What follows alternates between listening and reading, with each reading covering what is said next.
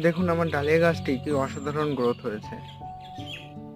খাবার বলতে এই গাছে শুধুমাত্র সপ্তাহে একদিন করে খোল ভেজানো পাতলা জল দিয়েছি ও সপ্তাহে একদিন করে এনপিকে 19-19-19 স্প্রে করেছি। তাতেই আমার গাছের চেহারা এরকম।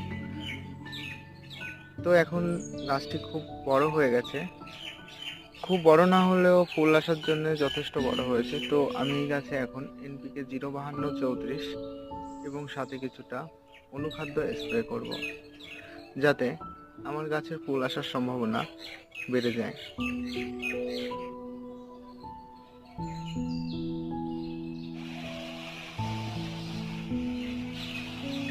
তো আমি সুন্দর করে গাছটিকে ভিজিয়ে দিচ্ছি।